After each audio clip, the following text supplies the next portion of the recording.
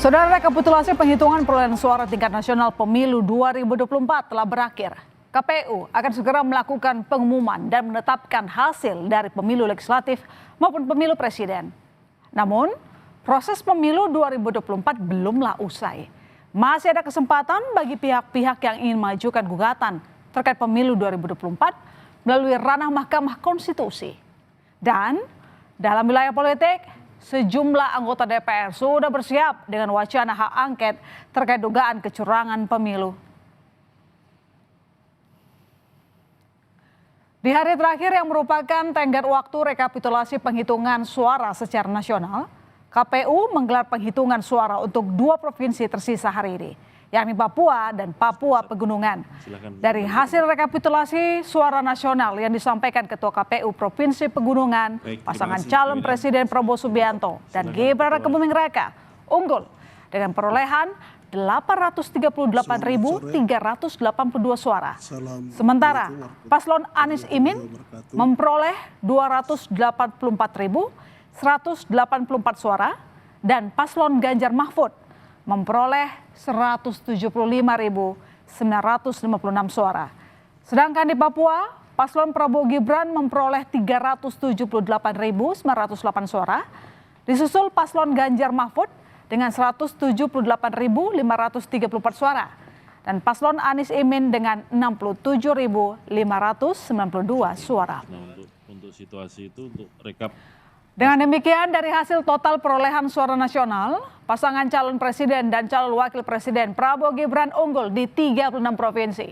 Sementara pasangan capres Anies Mohaimin unggul di 2 provinsi, yakni Sumatera Barat dan Aceh.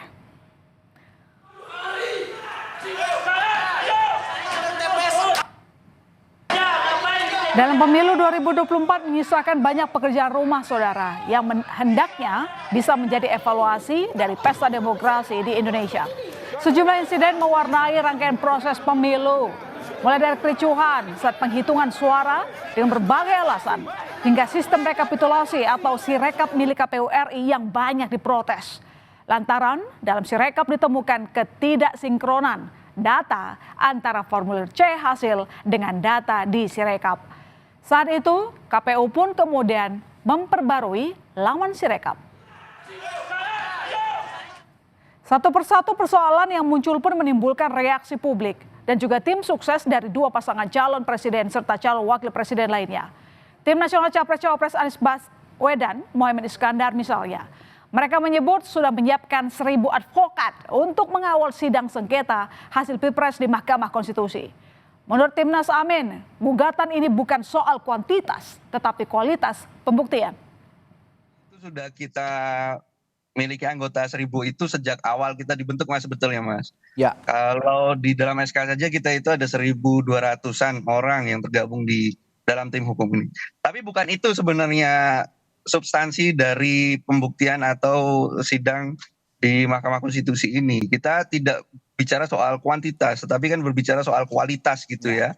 Jadi karena melihat barangkali ya, tapi ini menjadi satu tanda, mungkin banyak kemudian para advokat yang gelisah melihat berbagai bentuk pelanggaran dugaan pelanggaran yang terjadi, sehingga makin banyak pula advokat, lawyer, penegak hukum yang bergabung dalam tim hukum nasional Amin ini. Tim pemenangan nasional Capres-Cawapres Ganjar Pranowo Mahfud MD juga akan mengambil langkah yang sama.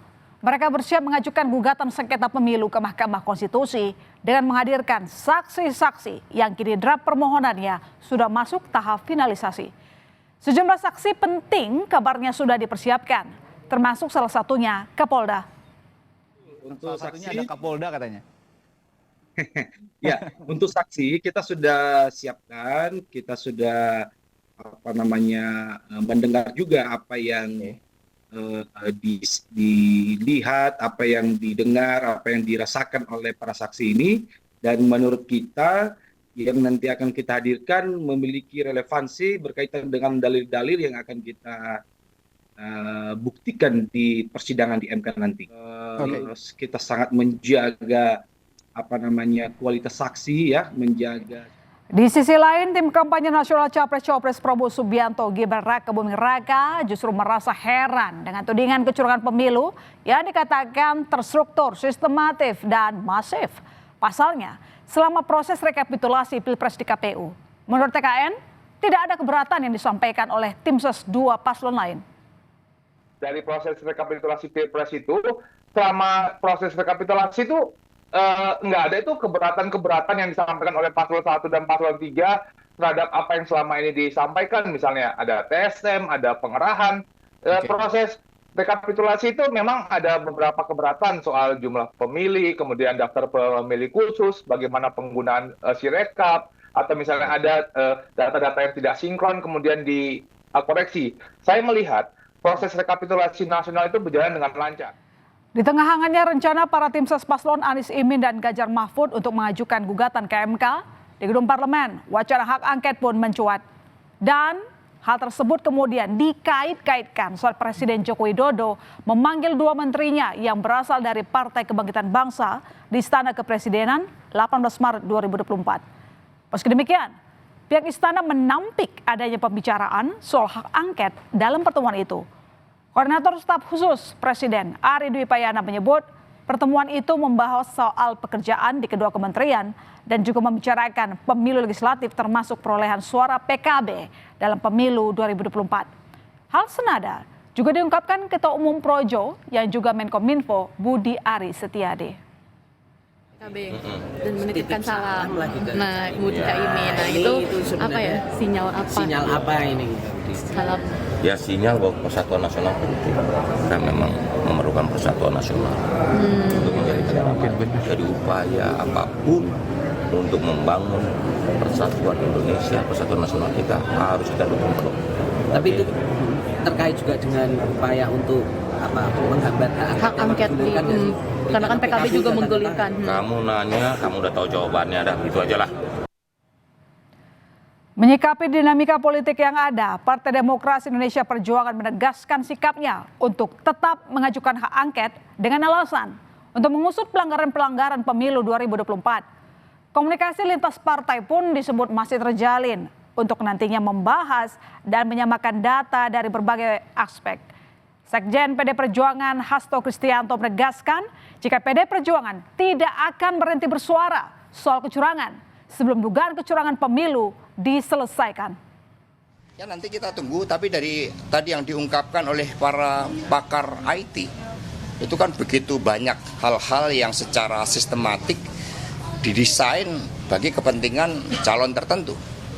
Dan kemudian betapa suara rakyat menjadi mudah dimanipulasi. Begitu banyak kejanggalan yang bisa dibuktikan secara ilmiah. Karena pemilu siapapun yang merekayasa artinya membunuh masa depan kita. Ada waktu 3 hari sejak KPU menetapkan hasil pemilu 2024. Bagi mereka yang ingin mengajukan permohonan perkara perselisihan hasil pemilihan umum ke MK. Segala dugaan kecurangan dan kecurigaan atas kejanggalan-kejanggalan selama proses pemilu pun bisa disampaikan. Asalkan cukup bukti dan saksi pendukungnya. Rakyat pun menanti keputusan final dari Pileg maupun Pilpres yang harapannya bisa membawa Indonesia menjadi lebih baik ke depannya.